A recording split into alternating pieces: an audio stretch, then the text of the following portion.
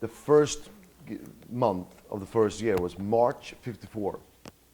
But not until October '54 they actually had the tooling, the machines, to make the bodies index. So they had them hand making.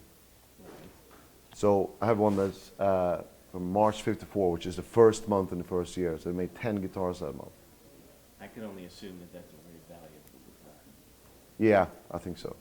Yeah, But then I have January '55, I have like two '56s and so forth. But I don't use them. I hang like. Mementos. Yeah, I don't And play like them. Because my statues. guitars are custom, I make them, the neck is scalloped and different pickups and what. It's just great to look at these. You feel like you're kind of in a museum? No, I feel like I'm in my house. Except they don't hang on the wall. Some of them do, but they just lie on the ground. I have my pool room, my pool table room. I have guitars hanging on the wall. You need to be surrounded by guitars. Mm, They make you I have feel no. peaceful. I love guitars, of course. Yeah. Yeah. Which guitar on this wall right now you would want to pluck off and play? Which calls to you? Well, the first one was the blue one, but because anything that's sunburst is the standard model. Mm-hmm. So because I used to always, like, when I was collecting these, I always go for the custom colors because they're much more rare, you know. But these wouldn't be my playing instruments because what I've done is I've customized the neck and stuff like that. So these are more like just, as you said, museum pieces, really. Mm-hmm. Yeah. Very nice. When you first held the guitar as a child, did you feel an instinctive connection to the instrument, or did you have to work your way into figuring out? I felt an instinct to burn it. Yeah, I did too. But actually, it's the truth. But what happened was once I actually started playing, becoming very, very serious at a very young age, 7 years old I was. I became fanatical. I played like 10 hours a day, every day.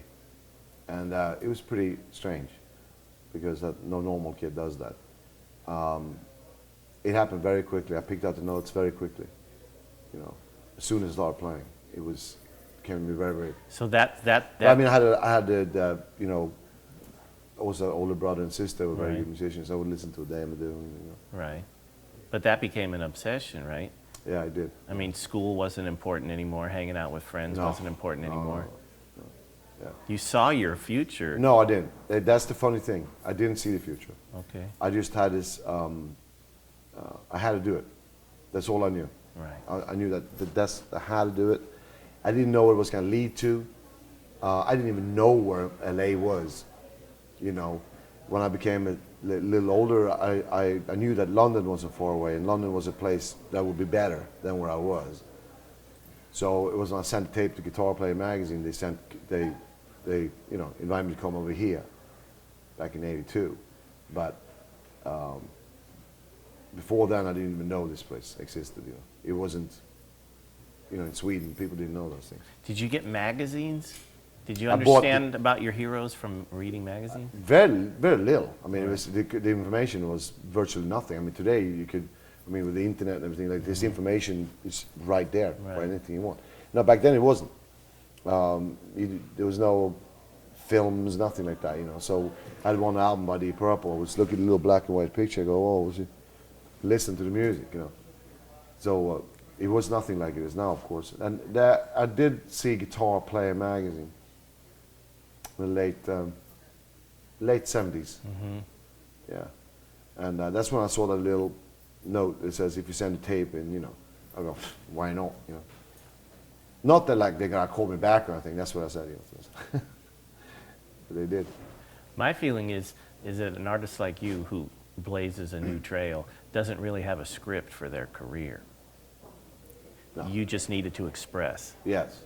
And it came out in your virtuosity and your music, and then you kind of just went on its way, right? Yeah, you liked being in front its of own life, took its yeah. own Did you life. like being on you like being on a stage in front of people? I love to be on stage, but I don't like to be in front of people. That was the wrong way. I didn't mean it like that. What I meant was that being on stage is a different thing than to go into a room with a lot of people. There's two different things. because when you're on stage, you create something, you perform, and that's all you have to do. You don't have to do anything else, and that I'm very comfortable with. That came very naturally to me. This being a studio musician, being in there and creating your art was comfortable for you. With other musicians, that was a good No, I mean environment. on stage. On I stage? feel very comfortable. Okay, Yeah, all right. extremely good. And you got but over your again, I mean, stage- I like to work in studio, but it's a completely different world, you know, Yeah, because that's where you do everything slow and you can control that environment. When going on stage, it's like going to war. It's like a battle zone. Yeah, there's a whole, know? there's a And I like that. What's the Pete Townsend thing? The destruction with the creation at the same time. You've hurt your instrument that you love so much. Well, I don't know what he's going with it, but His is theater, I think. yeah, that's what it would be for me as well. It's a show. It's a show. You know, of course. You know, that's yeah. I mean, you know, I wouldn't want to pay a ticket to go see someone stand right there and just play. You know, you got to be a little showman, and I find that very important, and I enjoy doing that. You know, play with your teeth, play with the butt, kick the guitar around, throw it up in the air.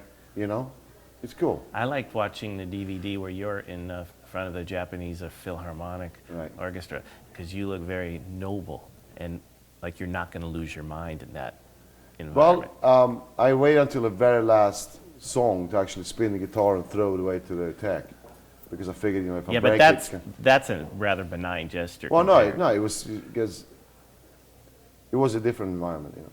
Yeah.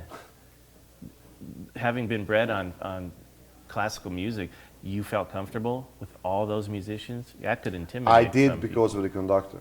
Because Right. the conductor, I didn't control them very well, you know, extremely well actually. felt like you lost it or you didn't belong Every there? day. No.